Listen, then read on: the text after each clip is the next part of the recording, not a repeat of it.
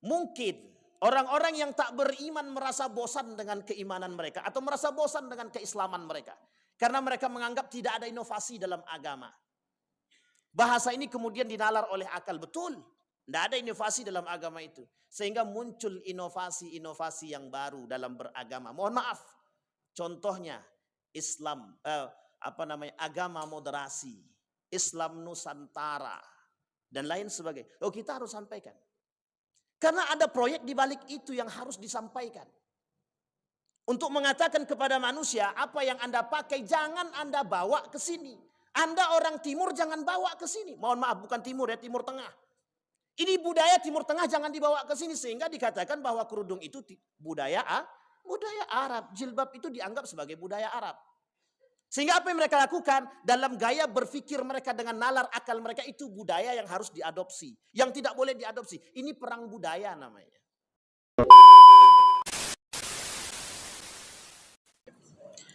A'udzu billahi minasyaitonir rajim. Bismillahirrahmanirrahim. Assalamualaikum warahmatullahi wabarakatuh.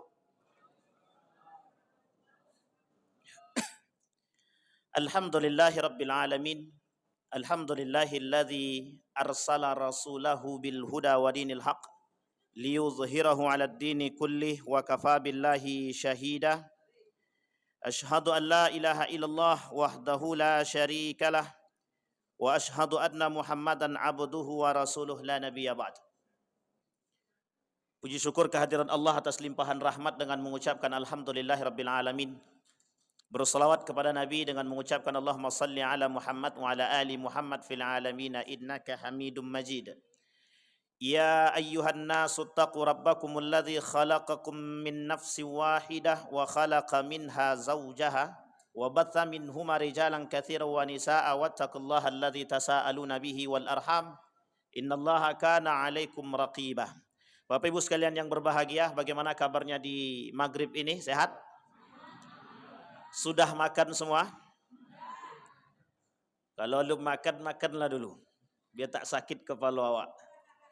Baik, di maghrib hari ini atau di maghrib ini kita akan coba mengkaji bareng-bareng. Ada beberapa hal di dalam Al-Quran, begitu juga dalam hadis Nabi. Setidaknya di dalam ayat Al-Quran itu, di dalam Al-Quran itu ada 4 karakter atau sifat orang-orang jahiliyah. Dalam hadis Nabi juga ada 4 karakter setidaknya yang diriwayatkan oleh Abu Malik. Karakter atau sifat orang-orang jahiliyah. Yang sifat-sifat jahiliyah ini masih diadopsi oleh sebagian kalangan pada masa saat ini. Maka disebut dengan new jahiliyism atau bahasa lainnya neo jahilism atau bahasa lainnya jahiliyah modern atau jahiliyah gaya baru. Jadi kalau ada namanya neo khawarij, sekarang ada namanya neo jahiliyah. Jahiliyah gaya baru atau jahiliyah modern. Sebelum kita bahas, saya mengungkap satu syair, satu pepatah yang ditulis oleh seorang Profesor Dr. Naquib Al-Attas. Beliau berkata begini dalam syairnya itu. Kata beliau, Muslim terikat belenggu kafir, akhirat luput, dunia tercicir. Budaya jahil luas membanjir, banyak yang karam tiada tertaksir. Ini bukan pantun, tapi puisi kalau tak salah. Barus dan singkel, pasai dan ranir, silam ditelan masanan mangkir. Lupa jawaban dihafal mahir, bagi menangkal mungkar dan nangkir. Nah, ini satu tulisan yang dikemas oleh Profesor Dr. Sayyid Naquib Al-Attas, orang Bogor yang sekarang tinggal di Malaysia. Dinukil dalam kajian Dr. Associate Profesor Dr. Samsudin Arif dari INSIS, INSIS, kemudian yang di bawah naungan Profesor Dr. Hamid Fahmi Zarkasi. Apa yang ingin saya angkat dalam tulisan ini dan pada maghrib hari ini, bagaimana cara kita menghindari karakter-karakter jahiliyah di masa modern. Zaman dulu jahiliyah itu diartikan orang bodoh. Orang yang tidak mengerti agama, tidak mengerti budaya, tidak mengerti sosial politik, dan lain sebagainya. Tetapi orang sekarang mengerti budaya, mengerti politik, mengerti agama. Di mana letak perbedaannya? Kalau sekarang orang mengerti, kalau dulu orang tak mengerti. Terletak pada unsur pengetahuan. Sekarang di mana letak jahiliyah modernnya? Itu yang kemudian mau kita kupas. Seorang penulis buku menuliskan begini dalam bukunya itu. Lima ta'akharal muslimuna wa taqaddamul aurubah. Kenapa orang muslim saat ini tertinggal atau mundur? Tapi kenapa orang-orang Auruba, Eropa, kemudian maju? Ini bahasa yang kemudian dimunculkan oleh ilmuwan-ilmuwan muslim saat ini. Maka Profesor Dr. Said Naqib Alatas menjawab daripada pertanyaan tadi. Mengapa umat muslim saat ini mundur atau tertinggal? Dan apa penyebabnya? Yang kedua, mengapa Auruba maju? Pada model pendidikan Jerman, anak-anak di umur 3, kelas 3 SD, kalau bahasa kita saat ini kelas 3 SD, itu mereka sudah dididik satu teori dan satu doktrin. Apa doktrinnya? Human right, hak asasi manusia. Nah, saya kasih tahu dulu Bapak Ibu. Satu ketika, saya punya teman tinggal di Jerman. Dia punya anak, sekolah kelas 3. Ketika anak ini kelas 3 didoktrinlah, diajarkan di sekolah itu human right, hak asasi manusia. Singkat cerita Bapak Ibu, ketika dia balik ke rumah, diajak oleh bapak ibunya duduk makan bersama di satu meja. Di meja makan. Ketika diajak di atas meja makan itu makan bersama, kebetulan anak ini duduknya kurang baik, kurang rapi, kurang sopan dalam pandangan kita. Kemudian bapaknya bilang begini, "Nak, coba dudukmu itu diperbaiki." Jawaban anak ini, kebetulan yang menyampaikan ini guru saya. Apa kata beliau? Dan ini anak dia. Kata beliau begini, jawaban anaknya itu. "Ini haknya saya. Mau saya duduk bagaimanapun, itu urusan saya." Jadi di Jerman itu Bapak Ibu, kalau anak sudah masuk ke kamar, itu orang tua tidak bisa ikut campur. Kalau orang tua ikut campur, kalau dilaporkan kepada, kalau bahasa kita polisi, itu anak itu bisa ditangkap. Orang tuanya bisa ditangkap. Karena mengganggu hak kebebasan orang. Sampai di sini paham ya Bapak Ibu? Ini model berpikir. Yang itu kemudian diadopsi Pak. Yang bergaya berpikir seperti ini diadopsi ke negara kita. Republik Indonesia. Maka ada muncul tulisan itu, kenapa umat muslim itu mundur tertinggal? Kata Said Naqib Alatas itu jawabannya menukil daripada pemahaman beliau. Ada para ulama yang bilang begini, karena masalah ekonomi. Yang kedua ada yang bilang karena masalah politik. Bahkan orang-orang militer mengatakan ini masalah militer. Lemahnya militer, lemahnya politik, lemahnya juga ekonomi. 2025 ada misi yang disebut dengan Asia Pacific Rebalance. Ini ada kaitannya dengan perang militer. Ada kaitannya dengan perang militer antar berbagai macam negara di Asia. Namanya Asia Pacific Rebalance. Yang ketika itu Barack Obama mau ikut tapi nggak jadi. Sudah turun duluan. Singkat cerita Bapak Ibu, kata Profesor Dr. Said Naqib Alatas, bukan itu masalah kita hari ini. Permasalahan kenapa umat Islam mundur ada pada dua aspek, kata beliau. Yang pertama itu terletak pada masalah pendidikan. Yang kedua, itu terletak pada masalah ilmu dan pengetahuan. Ini keterbelakangan kita, Pak. Kalau bahasa lainnya loss of adab namanya. Hilang adab, hilang akhlak, hilang mental, hilang karakter, hilang etika, dan lain sebagainya. Baik etika budaya, etika politik, etika sosial, dan lain sebagainya, kita kehilangan itu semua. Beliau mengatakan itu pendidikan. Bagaimana hari ini Bapak Ibu boleh melihat bagaimana unsur pendidikan saat ini. Itu Bapak Ibu bisa menilai sendiri. Bagaimana model sistem pendidikan yang setiap tahun kita akan berubah tergantung penguasa. Kurikulumnya akan berubah. Dan tidak punya kurikulum yang istiqomah kalau bahasa baiknya. Atau kita nggak punya kurikulum yang baku begitu. Dulu orang Jepang belajar ke Indonesia kurikulum. Tapi sekarang tidak ada. Kita terbalik, kita yang belajar ke sana. Singkat cerita kembali kepada masalah tadi. Kata beliau itu masalah pendidikan yang pertama. Permasalahan pendidikan. Yang kedua permasalahan pengetahuan atau ilmu. Bahasa ini itu pernah terjadi pada masa para ulama dahulu. Perang antara Imam Al-Ghazali dan juga Imam Ibn Rusdi. Yang kemudian kelak dalam tulisan itu saling serang. Imam Al-Ghazali menyerang Ibn Rusdi dalam tulisan bukunya At-Tahafut Al-Falasifah. Membongkar kesesatan atau membantah ilmu filsafat. Kemudian kata Ibn Rusdi membantah bantahan atas tuduhan Imam Al-Ghazali. Imam Ghazali bilang filsafat itu tidak penting. Justru mengantarkan manusia kepada akal saja. Kata Imam Ibn Rusdi tidak. Akal itu penting. Justru dengan akal itu nanti perkembangan itu pasti terjadi. Jadi dua-duanya sama-sama betul atau sama-sama salah. Kalau ada yang berani menyalahkan berarti lebih pintar dari Ibn Rusdi. Kedua-duanya salah apa betul? Itu belum tahu Pak. Kebenaran mutlak di tangan Allah. Artinya kedua-dua itu bisa betul dan kedua-duanya bisa salah.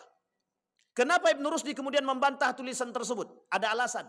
Kata Ibn Rusdi, kita harus punya akal untuk cerdas. Kata Imam Al-Ghazali, akal itu kalau semakin ditinggikan, itu akan semakin melebih Pak. Sehingga mohon maaf, kenapa Imam Ghazali pindah menjadi tasawuf atau menjadi seorang yang sufi, itu karena dalil itu tadi. Karena alasannya dia tidak mau terlalu meninggikan akal. Tidak mendapat ketenangan hati. Tapi justru Ibn Rusdi ketika mati dalam keadaan terasingkan di kampungnya, ketika dibuat fitnah oleh sekelompok ilmuwan Eropa gara-gara ilmunya. Sehingga ilmu yang diberikan oleh Ibn Rusdi itu diselewengkan oleh orang-orang ilmuwan Eropa. Bahasa itu kemudian disebut dengan menghilangkan nilai-nilai agama dalam ilmu. Apa yang terjadi saat ini itu dia. Ilmu yang berkembang saat ini itu nilai-nilai agama yang terkandung di dalam ilmu tersebut dihilangkan secara perlahan. Hari ini kita digeserkan dari nilai-nilai dan norma. Sehingga nilai-nilai dan norma-norma tersebut itu hilang dari ilmu yang kita dapat. Dan ini Bapak Ibu, itu adalah program yang dibangun oleh kaum orientalis untuk merusak kita. Nah, ini bagian daripada apa? Tradisi jahiliyah. Apa namanya? Tradisi jahiliyah. Di dalam Al-Quran itu terdapat 4 karakter jahiliyah. Karakter yang pertama, Zannul Jahiliyah namanya.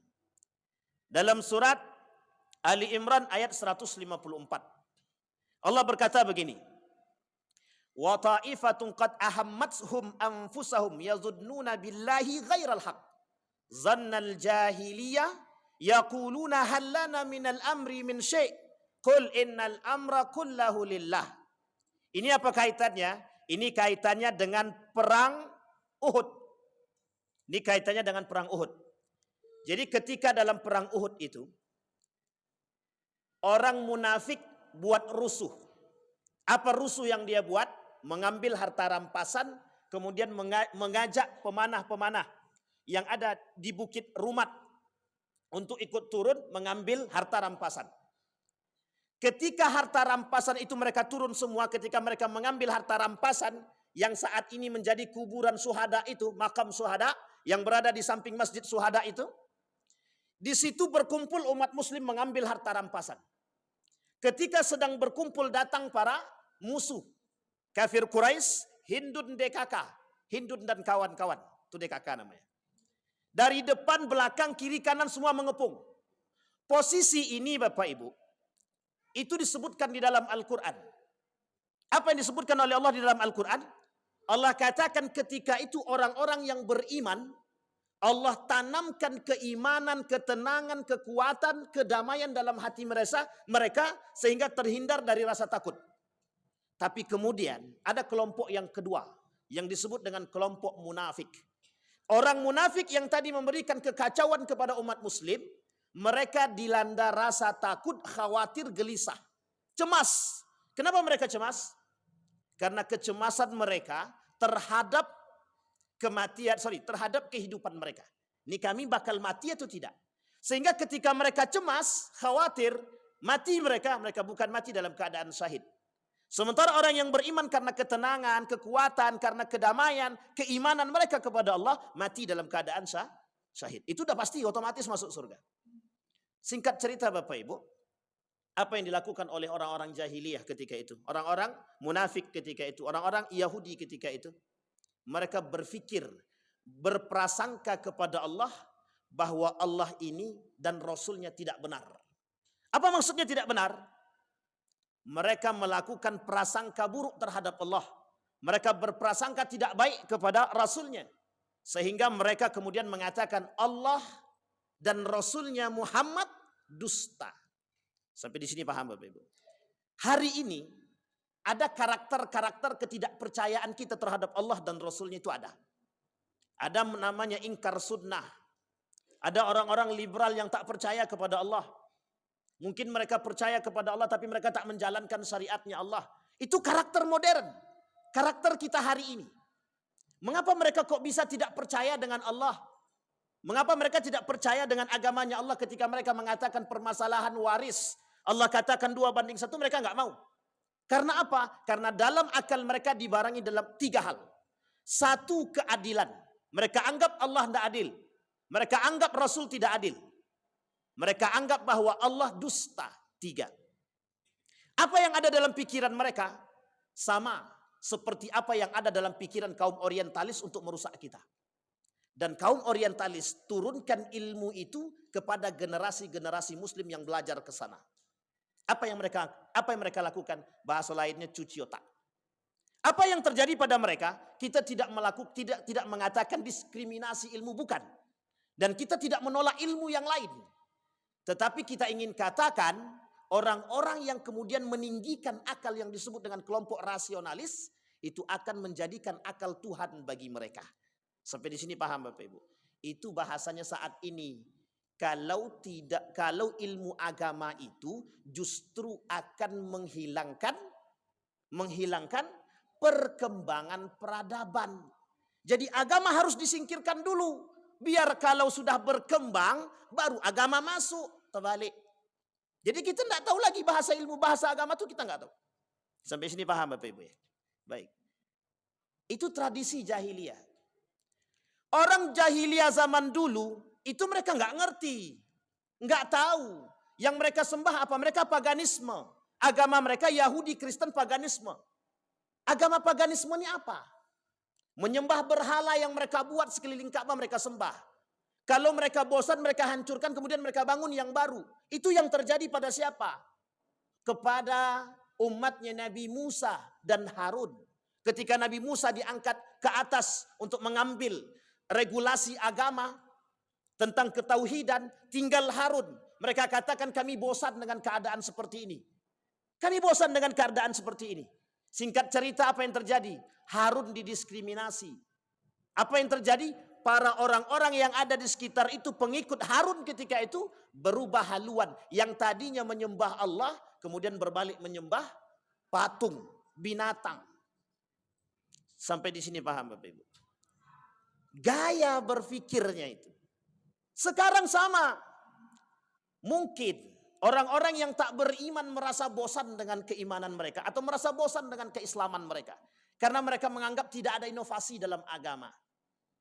Bahasa ini kemudian dinalar oleh akal. Betul, tidak ada inovasi dalam agama itu. Sehingga muncul inovasi-inovasi yang baru dalam beragama. Mohon maaf, contohnya Islam, agama moderasi, Islam Nusantara, dan lain sebagainya. Oh, kita harus sampaikan. Karena ada proyek di balik itu yang harus disampaikan. Untuk mengatakan kepada manusia, apa yang Anda pakai jangan Anda bawa ke sini. Anda orang timur jangan bawa ke sini. Mohon maaf, bukan timur ya, Timur Tengah. Ini budaya Timur Tengah jangan dibawa ke sini. Sehingga dikatakan bahwa kerudung itu budaya Arab. Jilbab itu dianggap sebagai budaya Arab. Sehingga apa yang mereka lakukan dalam gaya berpikir mereka dengan nalar akal mereka itu budaya yang harus diadopsi. Yang tidak boleh diadopsi. Ini perang budaya namanya. Sampai di sini paham Bapak Ibu? Baik, itu yang pertama. Ini agak-agak ringan atau berat? Kita ringankan habis ini.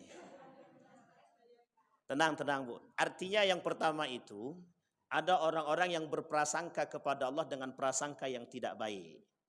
Banyak Bapak Ibu orang-orang yang berprasangka kepada Allah dengan tidak baik. Mereka su'uzan kepada Allah.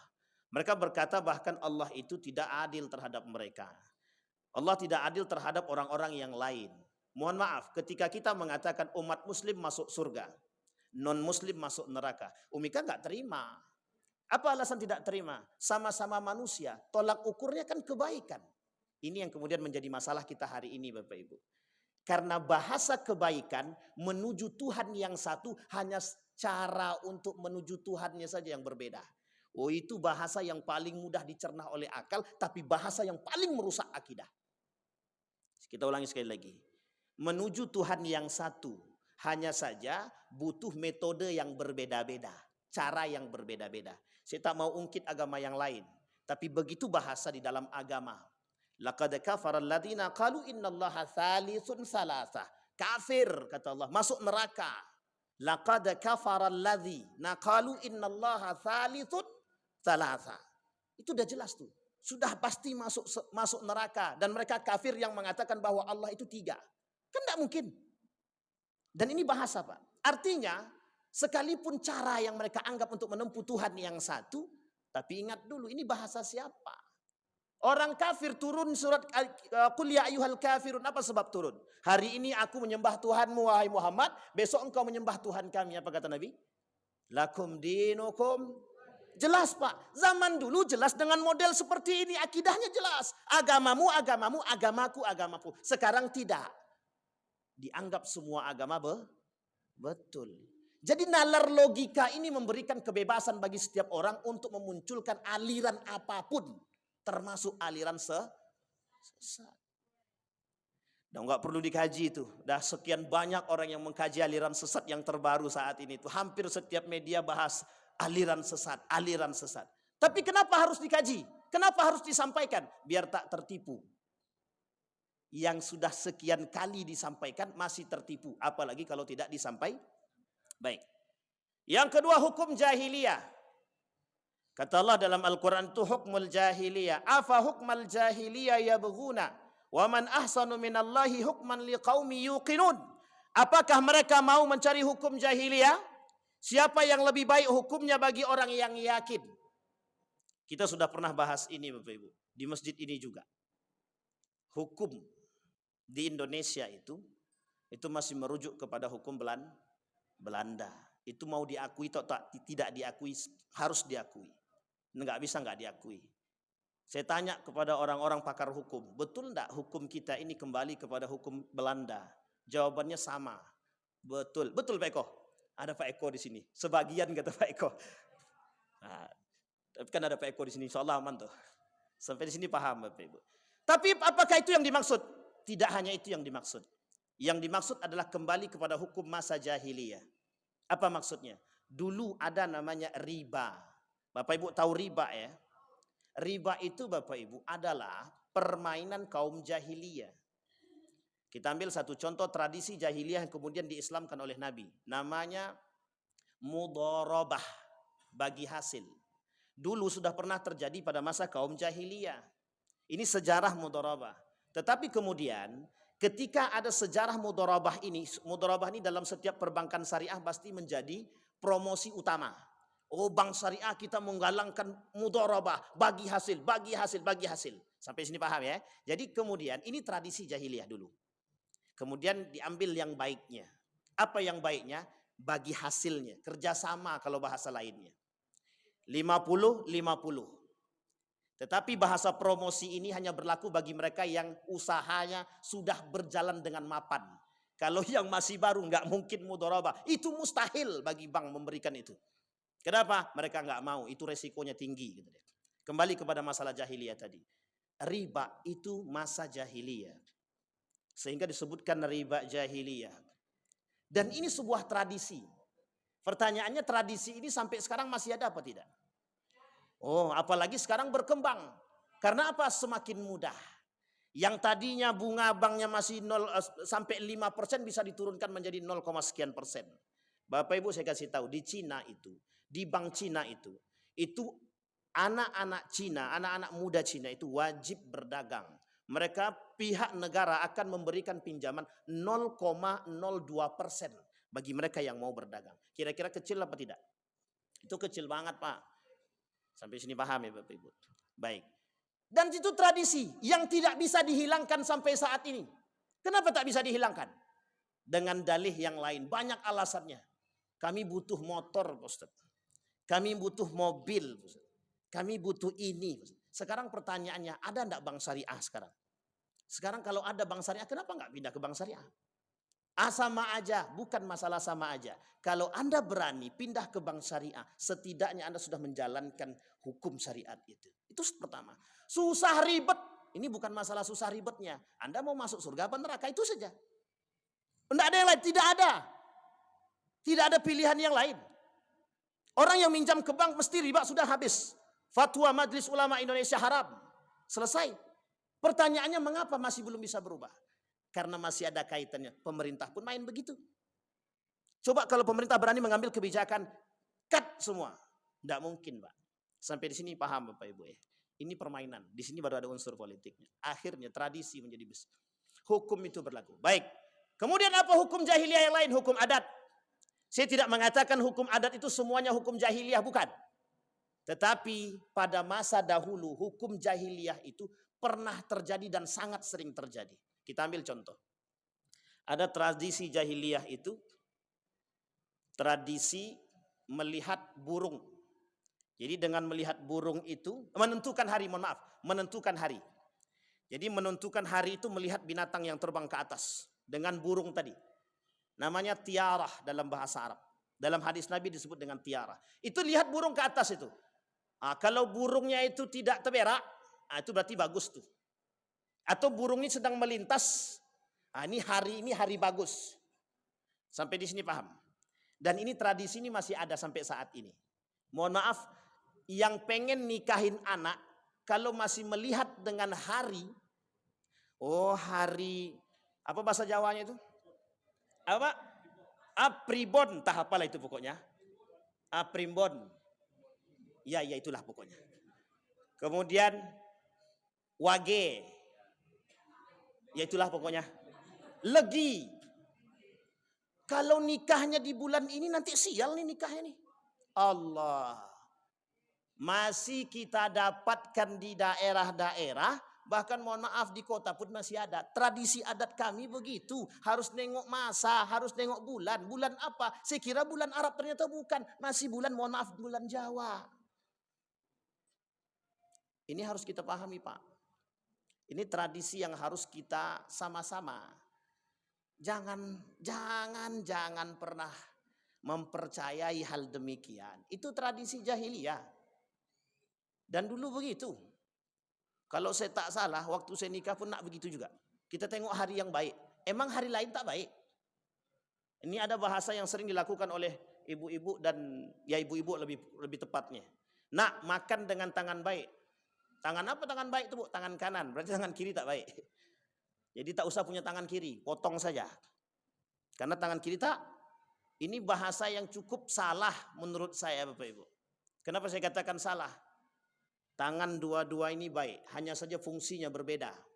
Tapi jangan pernah katakan makan dengan tangan yang baik, berarti tangan kiri tak baik. Kalau orang cuma bisa dengan tangan kiri, dia nggak bisa makan dengan tangan kanan, bagaimana? Berarti tangan kirinya nggak baik. Jadi nggak usah makan pakai tangan. Artinya bahasa ini kemudian yang pernah sering kita dengar. Dan ini menjadi sebuah tradisi. Bahasa ini menjadi sebuah tradisi. Sampai di sini paham ya Bapak Ibu? Baik. Yang ketiga, permasalahan hukum Bapak Ibu. Hukum jahiliyah itu permasalahan yang sangat kompleks dalam kehidupan. Ketika kita kembali kepada, mohon maaf, ketika kita meninggikan hukum syariat, kita meninggikan hukum agama, kemudian kita rendahkan di antara hukum-hukum manusia, itu bahasa lainnya adalah kita sedang berpegang teguh pada hukum jahiliyah. Sampai di sini paham? Ketika hukum agama dijadikan sandaran, tetapi kemudian ada sekelompok orang yang ingin mengangkat hukum-hukum di antara hukum agama. Ada hukum positif, kemudian ada hukum adat, yang kemudian dijadikan sandaran untuk menentukan hukum, bukan hukum agama. Ini yang kemudian keliru. Dan dulu begitu keadaannya. Sekarang seharusnya bagi seorang mukmin atau muslim sudah tidak lagi menggunakan metode demikian.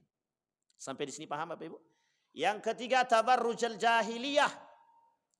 Waqarna fi buyutikunna wa la tabarrajna tabarrujal jahiliyah. Jahiliyatil ula wa aqimnas shalah.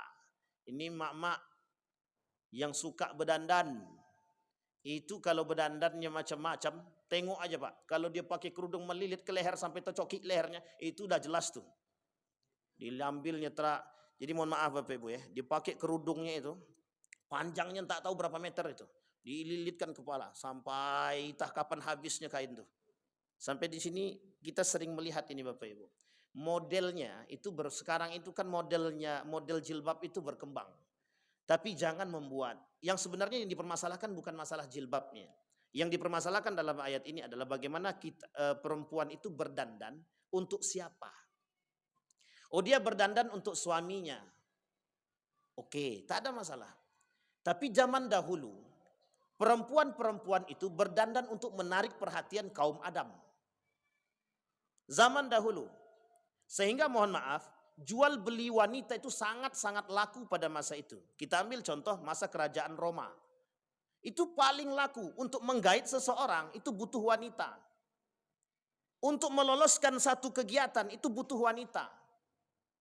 Dengan apa caranya? Perempuan tadi berdandan, sehingga ketika berdandan itu bisa menarik hati seorang laki-laki tadi. Dan ini menjadi sebuah tradisi. Kita ambil contoh. Perempuan saat ini, jangan ada tersinggung ibu-ibu. Itu banyak kita temukan. Untuk melobi satu orang, itu butuh wanita. Kalau harta, kuasa itu tidak ada masalah. Tapi perempuan itu bisa meluluhkan hati manusia. Perempuan, ini khususnya bagi kaum Adam. Rajin dia sholat. Ketika didekati perempuan cantik, lemah iman itu, yakin saya. Kau mau ndak perempuan nih? Ndak mau aku. Ndak ada. Itu belum lihat. Kalau sudah datang di depan mata, setiap hari ketemu, hilang cerita itu. Iya kata ibu tuh. Curiga kita. Baik. Sampai di sini paham ya Bapak Ibu ya. Baik. Nah, itu disebut dengan tabarrujal jahiliyah. Jangan berdandan. Ibu-ibu berdandanlah yang baik. Berdandanlah sewajarnya. Mohon maaf, jangan pakai bedak menor. Jangan pakai pakaian ya Allah, ya Rabbi, ya Rahman. Dia pakai jilbab, tapi mohon maaf, pahanya menjerit. Dia pakai pakaian rapi, mohon maaf, pakaiannya juga gamis. Tapi gamis yang nemplek. Tahu Bapak Ibu gamis nemplek itu? Kasihan mata kaum Adam itu, kasihan. Tak dipandang rugi, dipandang dosa, kata Ustaz Ad Latif. Pilih yang mana bapak-bapak? Tutup Pak, tutup mata itu balik. Pakai kacamata hitam. Biar nggak kelihatan. Wala yubdina zinatahudna illa ma zahara minha. Artinya perempuan, ini sekarang ada kaitannya dengan kesombongan. Tabarrujal jahiliyah itu ada kaitannya dengan kesombongan. Ini saya sudah pernah sampaikan juga. Ada namanya kelompok ibu-ibu sosialita. Ini kalau ada di Masjid Nurul Yakin, bapak-bapak cepat doakan. Doakan biar cepat tobat. Itu ibu-ibu sosialita, itu tidak ada tujuan lain selain dari pamer itu. Yang tidak suka tidak apa-apa. Itu tidak ada tujuan lain selain daripada pamer. Apa yang mereka pamerkan? Emas berlian. Di leher. Di tangan kalung. Sekian gram. Bawa tas. Tas mahal puluhan juta. Tujuannya apa? Pamer. Tidak ada yang lain. Satu ketika saya pernah ngisi kajian di ibu-ibu sosialita. Tidak ada satupun yang bawa Honda. Semuanya bawa mobil. Kecuali saya. Awak tok yang pakai, Pak. Yang lainnya pakai mobil. Dan saya bilang, ini tanda akhir zaman. Saya bilang sama ibu-ibunya, salah satu tanda akhir zaman itu, manusia muncul berlomba-lomba untuk mencari kekayaan. Hubbud dunia. Dan mohon maaf, tanafusud dunia. Mereka juga saling berlomba-lomba mencari dunia untuk pamer dengan kekayaan yang mereka miliki. Dan itu menjadi sebuah kehidupan. Dan yang paling berbahaya lagi dari kaum-kaum seperti ini adalah mereka tidak mau berbaur dengan orang-orang yang rendahan dari mereka. Dan itu yang disebut dengan konglomerasi, sistem konglomerasi. Apa itu? Yang kaya harus kaya, yang miskin harus miskin. Yang kaya berbaur dengan yang kaya, yang miskin berbaur dengan yang miskin. Sehingga yang terjadi apa? Diskriminasi. Sampai di sini paham Bapak Ibu? Baik. Yang terakhir, yang keempat. Disebut dalam Al-Quran itu hamiyatul jahiliyah.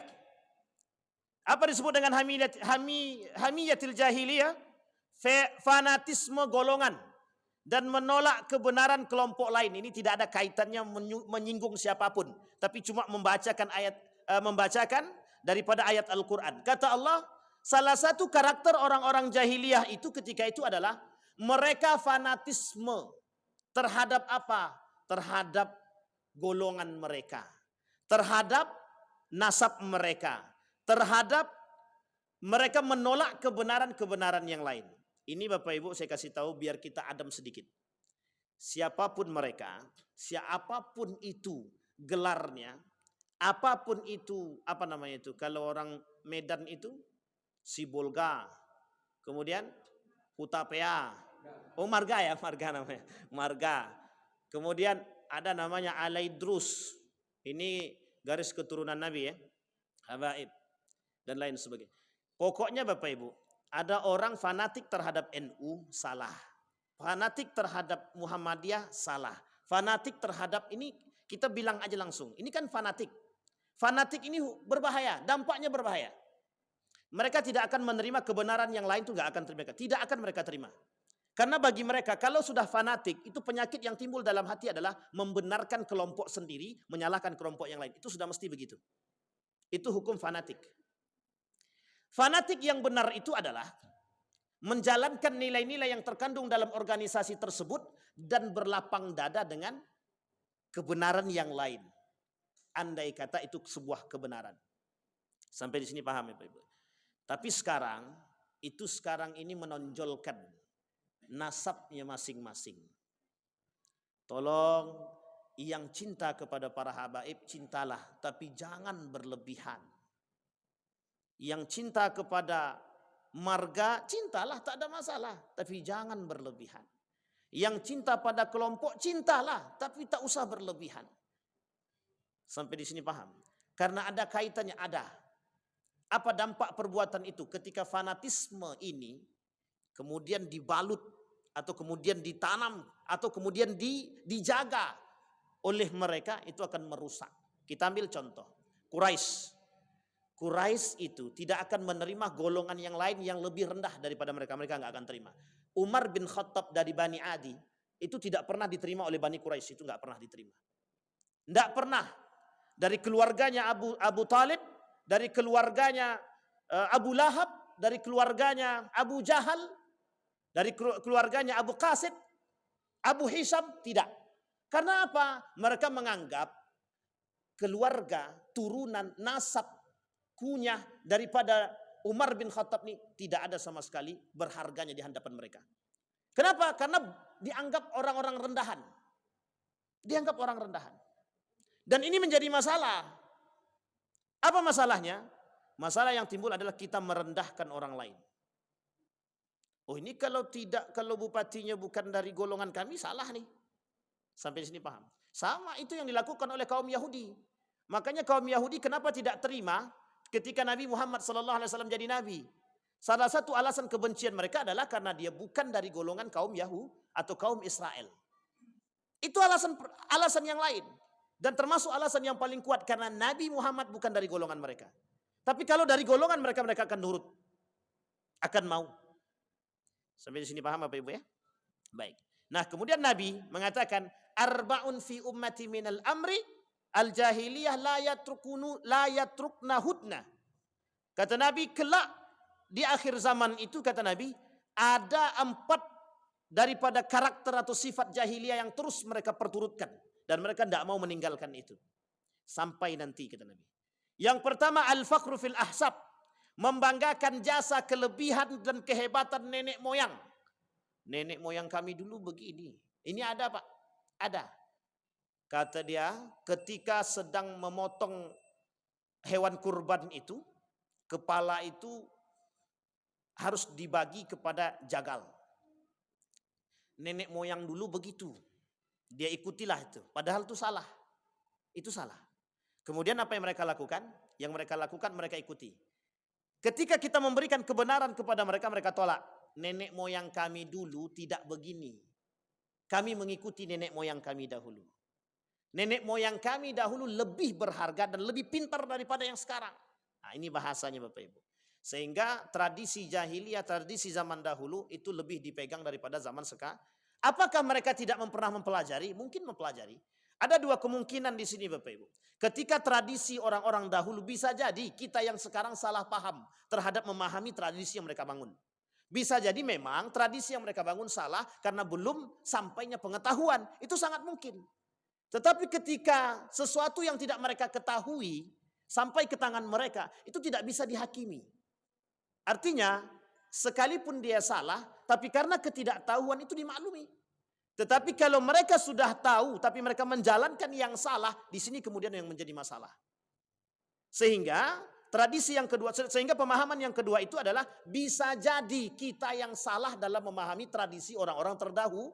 Orang-orang terdahulu, jika kita menganggap orang terdahulu itu mengerti, berarti kita yang salah paham.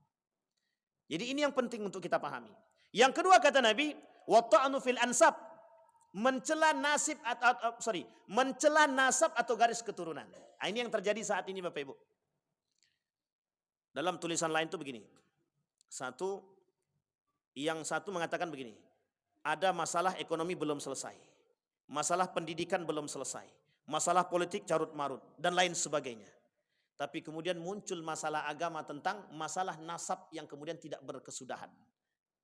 Sampai sini paham ya Bapak ya? Lihat, ini kasus yang saat ini kita hadapi. Betapa mudahnya pola pikir masyarakat kita dipengaruhi dengan isu mohon maaf. Isu perpecahan. Isu perpecahan. Hanya karena permasalahan nasab. Sampai harus diuji tes DNA. Pertanyaannya adalah, betulkah tes DNA itu yang disarankan oleh agama? Saya mengatakan Bapak Ibu, seorang anak yang lahir dari hasil zina, itu ketika tes DNA, itu anak itu positif punya bapaknya. Tapi dalam Islam, itu anak haram hukumnya dinisbatkan kepada bapaknya. Sampai sini paham Bapak Ibu? Tes DNA tidak bisa seutuhnya menghalalkan yang haram. Dan ini perkara kita hari ini Bapak Ibu. Bukan sedikit yang percaya dan bukan sedikit yang kemudian saling mencela antara satu dan yang lain. Hanya karena nasab.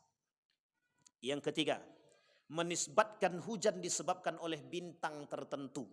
Nah, ini kalau bintang-bintang itu kan ada namanya Bapak Ibu. Apa namanya bintang apa? Bintangmu apa? Sagittarius, Capricorn. Kalau Capricorn itu mesti orangnya pemarah.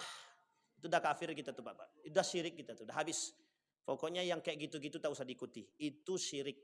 Dan itu munculnya pada masa Yunani kuno. Yang kemudian diadopsi oleh tradisi-tradisi setelahnya. Dan yang terakhir, niyahah, meratapi mayat atau meratapi kematian. Maksudnya bagaimana meratapi mayat ini? Ini kemudian sudah pernah disampaikan oleh Nabi dalam hadisnya. Ada seorang perempuan yang dilaknat oleh Allah, karena mereka meratapi kematian suaminya yang berlebihan. La'anallahu zawaratul kubur. Allah melaknat wanita-wanita yang ziarah kubur. Hadis ini itu khusus bagi perempuan dengan sebab turutnya adalah perempuan yang datang ke kuburan kemudian meratapi yang mati itu jenazah tersebut dengan berlebihan. Sehingga Nabi melihat perempuan tersebut kemudian Nabi katakan la'anallah zawaratul kubur. Nabi melaknat perempuan-perempuan yang ziarah kubur. Tenang ibu-ibu. Hadis ini terkait dengan sebab. Apa sebabnya? Ketika itu Nabi melihat seorang wanita datang ke kuburan menangis meratapi. Kemudian Nabi katakan orang itu kata Nabi akan kalau seperti itu gayanya itulah yang dilaknat oleh Allah Subhanahu wa taala. Tapi kemudian Aisyah pernah datang kepada Nabi untuk melihat pamannya, kemudian hadis yang lain, kemudian Nabi membolehkan bagi Aisyah untuk ziarah kubur. Itu dalil yang kedua bahwa perempuan itu boleh ziarah kubur. Saya kira itu saja, mudah-mudahan bermanfaat bagi kita semua. Mudah-mudahan bisa menjadi tuntunan bagi kita untuk mendapatkan hikmah dari segala perbuatan. Insya Allah menjadi orang-orang yang saleh dan salehah. Fa'tabiru ya ulil absar la'allakum tuflihun. Assalamualaikum warahmatullahi wabarakatuh.